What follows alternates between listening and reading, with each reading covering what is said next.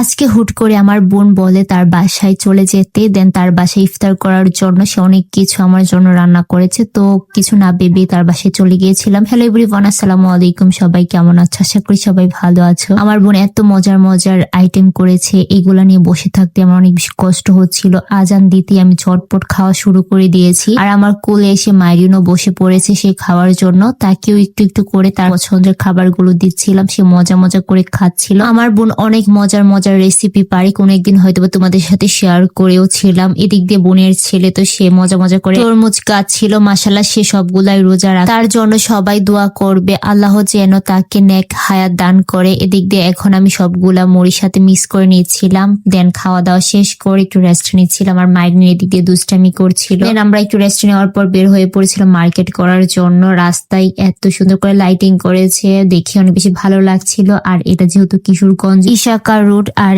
এই রোডে অনেক সুন্দর বড় বড় শপ আছে, আর সবগুলোকে তারা সুন্দর করে সাজিয়েছে, এই জন্যই অনেক বেশি সুন্দর লাগছিল। অনেক কিছু কেনাকাটা করে রাতে বাসায় চলে আসি। আর বাসায় এসে বোনি সুন্দর করে বক্স করে বিরিয়ানি দিয়ে দিয়েছিল, সেগুলো খেতে বসে পড়েছি। আর অনেকটাই বিরিয়ানি দিয়েছে, আর বিরিয়ানিটা খেতে কিন্তু অনেক বেশি সুস্বাদু হয়েছিল। আমার বোনের রান্না কে অনেকেই তো অনেক প্রশংসা করে, তো আমিও প্রশংসা না করে পারলাম না, সত্যি অনেক বেশি মজা হয়েছিল। বিরিয়ানির সাথে বোন আমার মিষ্টিও দিয়ে দিয়েছিল, আর বাসায় ছিল ঠান্ডা, তো সবকিছু নিয়ে বসে পড়েছি খাওয়ার জন্য। তো বিসমিল্লাহ বলে খাবারটা শুরু করেছি। বিরিয়ানি খেতে আমার অনেক বেশি ভালো লাগে, আমি কুস পোলাও আলাদা থেকে বিরিয়ানিটা বেশি পছন্দ করি। তোমরা বিরিয়ানি কেমন পছন্দ করো সুন্দর একটা কমেন্টে বলে যাবে। আমার মতো বিরিয়ানি লাভার হলে তো কথাই নেই। তো আজকের ভিডিওটা এই পর্যন্ত, সবাই ভালো থাকবে, সুস্থ থাকবে, দেখা হবে পরবর্তী কোনো ভিডিওতে। আল্লাহ হাফেজ।